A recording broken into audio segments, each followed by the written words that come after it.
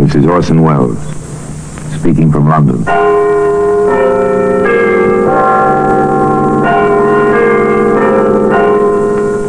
The Black Museum.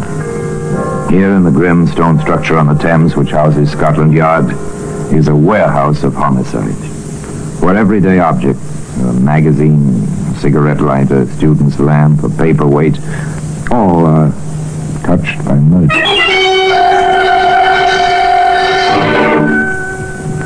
Here's a letter. It's a familiar object, handwritten on a good bond paper, no imprint on the top, merely a date, a simple single initial for the signature. Do you notice the same thing about this letter that I do, sir? Rather a well-formed handwriting. More than that, this letter was written by an educated person, a very well-educated person. But for what a purpose? Now today, that letter can be seen in the Black Museum.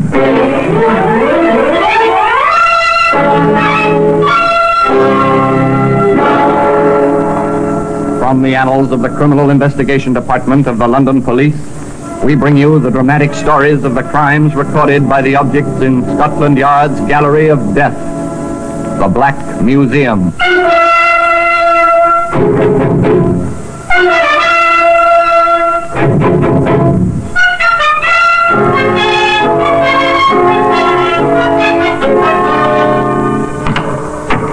And here we are, in the Black Museum. Scotland Yard's Museum of Murder.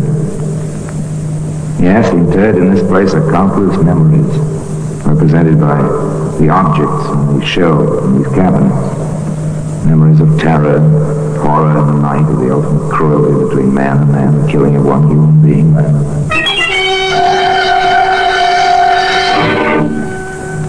Yes, here lies death.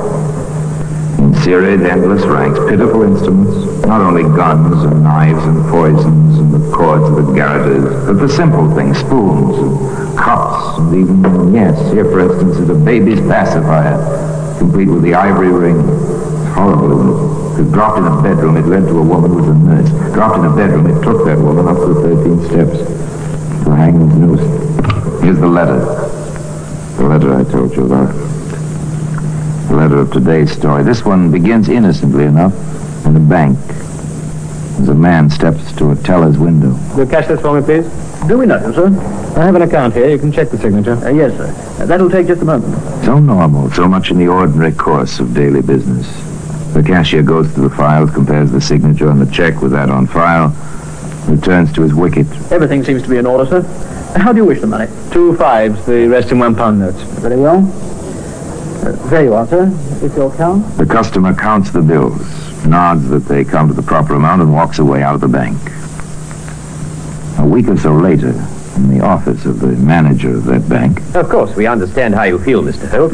The cashier in question will be here in just a moment. One would expect a bank to protect a depositor with more care. 3 forged checks, each one successively larger. Apparently, the forger felt himself safer each time. Apparently. If I hadn't requested my statement and the voucher ahead of time this month, this might have gone on almost indefinitely. Mr. Holt drums his fingers angrily on the manager's desk. Both men sit silently, awaiting the arrival of the cashier. You sent for me, sir? Yes, Hollingsworth. Your initials are on these 3 vouchers. Do you remember the man who cashed these? Yes, sir. Quiet sort. Very dark. Seemed on the tallish side. Nothing at all like the gentleman sitting here. Oh, not at all. Ah, I see. Oh, this gentleman is Mr. Holt. But if I compare the signatures, sir, our usual routine. Is this a case for the police, sir? It certainly is. And I intend to see to it that the police find the perpetrator of this forgery. Forgery. And apparently quite a clever job of it. After all, the cashier did compare the signatures, and the cashier was honest, no question about that. What then did Scotland Yard have to say about it? May I ask, Mr. Holt, if you've written any letters recently to anyone you don't know? I'm a solicitor, Inspector. I have a great deal of correspondence. Of course. Let me ask you something else. Have you made any debt collections within, say, the past 6 weeks? Well, now, let me think. Yes, there was that Mr. Arthur. He'd had a bit of a difficulty with Mr. Harris. Asked me to write a letter. A lawyer's letter, you understand, Inspector. Yes, of course. Go on, sir. I wrote the letter. Mr. Harris paid his debt at once. About £50 it was. I deducted the usual fee and remitted the balance to Mr. Arthur, that was all. But you signed the letter yourself? Of course. It's not a new trick. but it's been used quite often lately. I've read it and follow, Inspector. That's how the forger obtained your signature to trace our copy. What? But that's... Quite simple, yes. And the chances are that neither your Mr. Arthur, whom you saw, nor Mr. Harris, whom you did not see, neither one of them was the forger, as we've come to call him. Then you had similar cases? Many of them. And no trace of the culprit? Never a trace, nor any link. He knows what he's doing, this fellow. Clever, in a diabolical sort of way.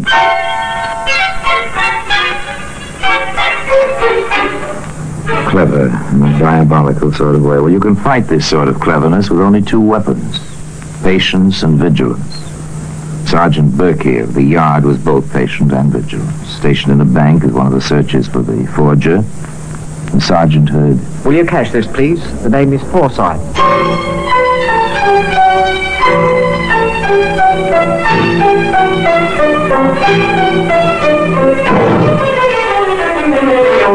Beg pardon. Aren't you James Alsey? My name is Forsythe. Sorry, I saw you identified in the Mason case. Your name is Alsey. I'll have to ask you to come with me.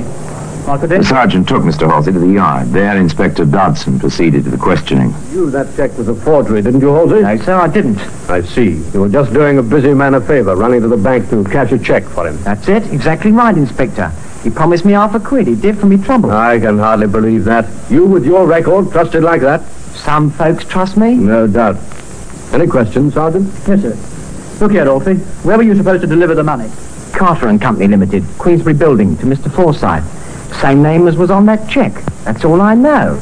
Except I'm out £500 and in trouble besides. No use, Sergeant. There'll be no Forsythe at Carter and Company. Let this fellow go. He's telling the truth for once. The man we want is the forger. Another blank.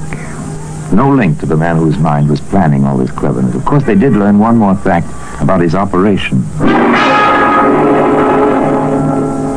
Just before we close the file, I think we might check up and see if we can learn anything from the real Mr. Forsythe.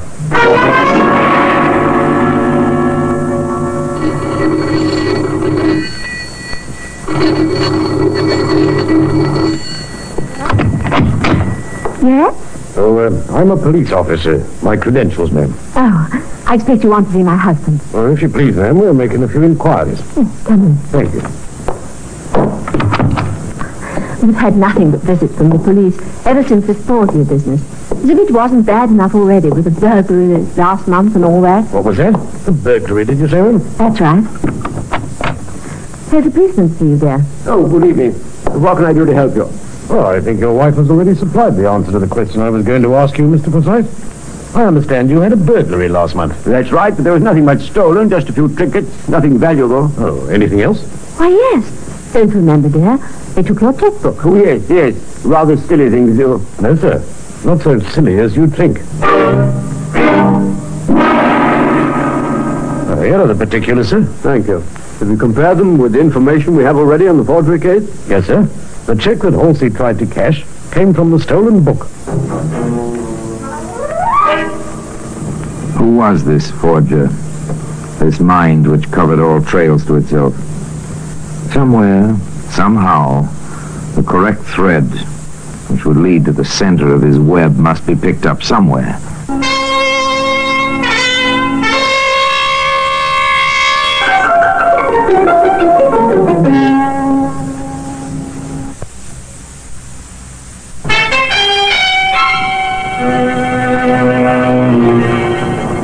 I believe some money has been placed to my credit here from my bank in London.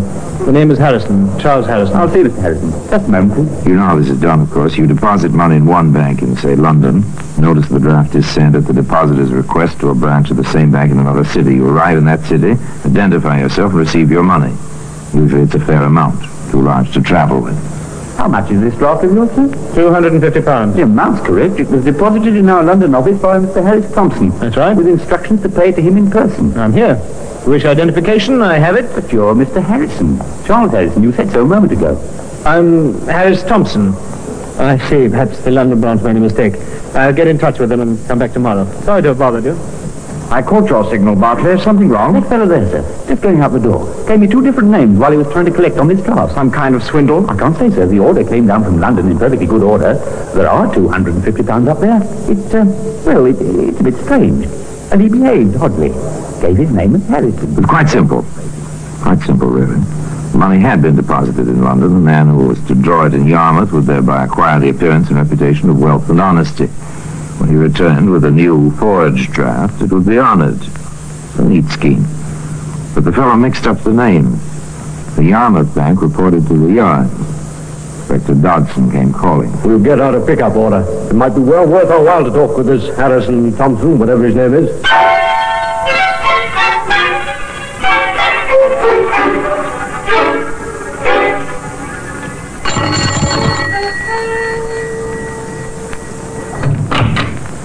Yes? Does Mr. Harris Thompson live here? What name? Harris Thompson. No, doesn't live here. Oh, that's a pity. I had something for him. Oh, what was that? Something important. Could you leave it? Well, no, I've got to give it to him in person. Confidential, you see. Oh. Well, wait a minute.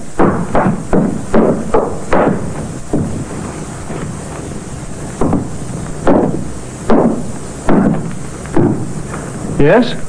What do you want? Are you Mr. Harris Thompson? Who are you? Never mind who I am, Mr. Harris Thompson. I have a warrant for your arrest. My name isn't Harris Thompson. That's something we know already, Mr. Rafe. All right, Rafe. You trip yourself. You know that now. My name is Harris Thompson. Stop it, Rafe. Your fingerprints are in file in criminal record. We know your name. My name is Harris Thompson. It'll go a lot easier with you if you admit the truth. My name is Harris Thompson. And that's all you'll say? My name is... All right. We've heard it before. Lock him up, Sergeant. The charge will be attempted fraud and larceny. Come along, Rafe. Perhaps you'll change your mind. With Rafe Harrison Thompson safely away in the Yarmouth jail, Inspector Dodson, in company with several Yarmouth policemen and the manager of the bank, visited the man's lodging. I must say, Inspector, when you search a place, you are quite thorough. Just a routine, sir. Does this make any sense to you? Dear friend, there is no doubt your error at the bank, while understandable, was quite grave. However, I expect to rectify it shortly. The bank has requested that Mr. Thompson come there personally to sign a new bit of paper, giving Mr. Harrison permission to withdraw the money in Yarmouth. I will explain later exactly what I want you to do. In the meanwhile, do not come up to London. Caution has always been and always will be my watchword. Trust me, sincerely yours, J. While this fellow is describing our regular procedure where identification is in doubt. I see. Do you notice the same thing about this letter that I do, sir? Rather a well-formed handwriting. More than that, this letter was written by an educated person, a very well-educated person. But for what a purpose? Yes, the phrasing is simple, but the words he uses, it's a little difficult to understand, isn't it? Why someone with education would involve himself in something like this? Well, when we find J, we may have an answer to that. In the meantime, I think we may have our first direct link to the forger. Well, today, as I told you, that self-same letter can be seen in its place in the Black Museum.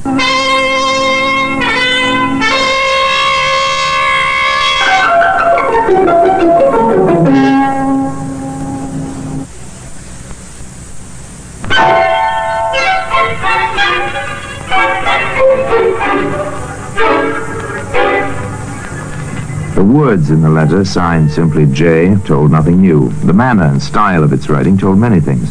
This J, possibly the long-sought forger, was a man of education and intelligence. A shadow figure using many other men to further his own designs. Seemed a kind of devil, but within a very few days they learned he was at least a man. So my cousin Rafe is in trouble again. Yes, Mrs. Webster, and we would like to know the occasion of his visiting you. I haven't seen him in 10 years. My own aunt's son, and not in 10 years. Most of which he spent commuting back and forth in and out of prison. Why do you suppose he turned up now? He wanted something. First I thought he turned a new leaf, but he wanted something. A convenience. Taken a room in Yarmouth. Would I, he says, receive his mail for him? And you did? Yes, Inspector, I did. May I see whatever you have left of it? I haven't anything. Rafe's friend came and asked for all his mail. His friend? Yes, sir. And how a man like that came to be friends with Rafe, I'll never understand. Well-dressed, nice-looking, and with a real refined manner. Could you describe this man, Mrs. Webster? I had a good look at him. Even talked to him. Fair as she was. Brown hair, nice blue eyes. About, well, my husband's size, and he's 5'8". Weighs about 170 pounds. A nice mouth. And I'll wager his hands never held a pick or shovel. The second link, a description. Apparently a man of some means. Not particularly individualized, of course, but still, he was someone who could identify this J when he'd been found. As for Rafe, his fate was settled quickly. Rafe Martin, you have been convicted of fraud, attempted fraud, and conspiracy to commit fraud. Have you anything to say before sentence is pronounced? What for, your lordship? Your mind's made up. Nothing I will say can change it. Very well. As you seem to be the dupe of someone with a great deal more intelligence than yourself, I've been tempted to lighten your punishment. However, your intransigent attitude toward the law enforcement officers in this case, your attitude in court, and your past record removed all such temptations. You are about to be committed to prison for the maximum time the law allows. 20 years hard labor. That is all.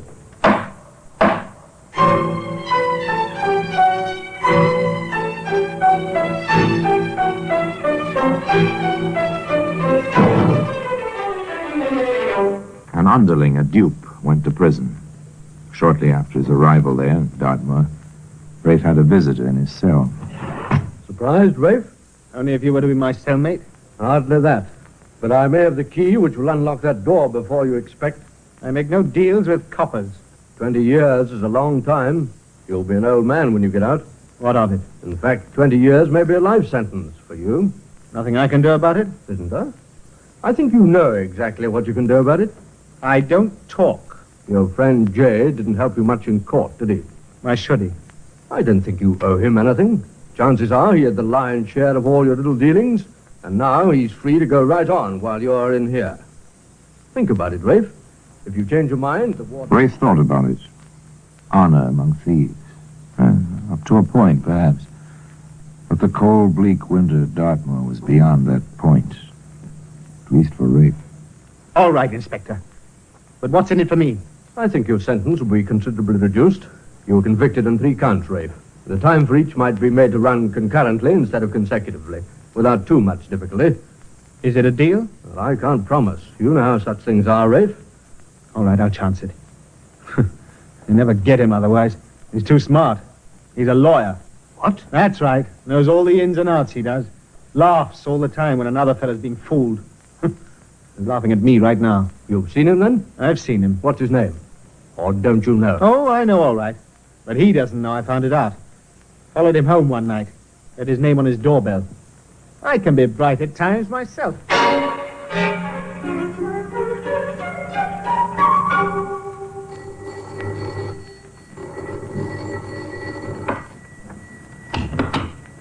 Yes? Mrs. Seaforth?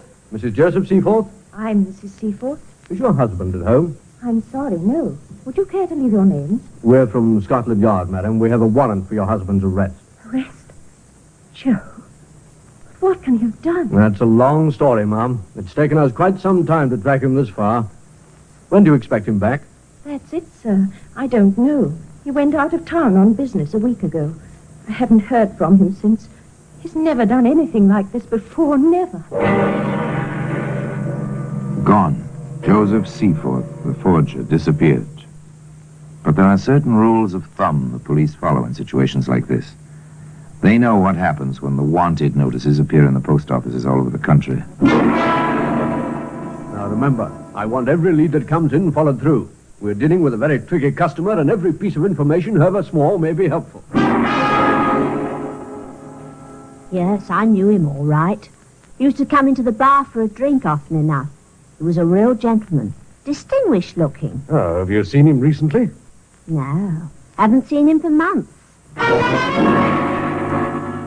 That's his face, all right. Recognize it anywhere. Took a room at our house for a couple of months. Not that we saw much of him. Oh, when did he leave? About 6 months ago. And you haven't seen him since? No. I know so far, William, I'm confident that somewhere, sometime, somebody who's seen that wanted notice is going to meet up with Seaforth again. Hello there, Mr. Seaforth. But my name's not Seaforth. It's Saunders. It's Seaforth, all right. And mine's Halsey. Jack Halsey. One of the fellas you pretty near got into trouble, like you got Rafe Martin into trouble. I'll appreciate it if Don't waste your breath. Your picture's up, see? And a right good likeness it is, too. Oh. All right. I am Joseph Seaforth. And now that you know, how do you like to make some money with me? Money? How? I have a check. It's a good one. Will you cash it for me? What kind of knock do you think I am? Once burnt, twice shy. That's me every time. We've reason to believe, Halsey, that you've seen Seaforth. What if I have, Inspector? We want to know where. Why should I tell you? I would if I were you. We have enough in you to make you rather uncomfortable for a fair amount of time. All right, I saw him in a pub in Whitechapel. He hangs about down there a lot, I hear. Pass the word, Sergeant. We know Seaforth's in Whitechapel somewhere. Circulate his description to all stations. And, Sergeant. Yes, sir? Put the pigeons onto it, Sergeant. They'll know a lot more about him a lot faster than we will.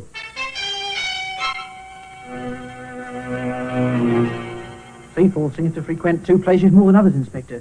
The Dancing Bear and the Monument. Well, he's getting a trifle careless, isn't he? With all his cleverness, he ought to have known better than that. The search had narrowed now. 2 pubs in Whitechapel. The inspector and Sergeant Berkey dropped in at the Dancing Bear for a quiet pint. Do this again, will you, landlord? Very well, sir. We seem to be drawing a blank here, Inspector. So far, yes. We'll wait a bit. There you are. There you are. Thank you, sir. By the way, we happen to be waiting for a fella, perhaps you know him. Name is Seaforth. Never heard of him. We don't ask names in here. One man's money is as good as another, as long as you don't cause trouble. That's the only way to stay in business. The inspector and the sergeant finished their ale.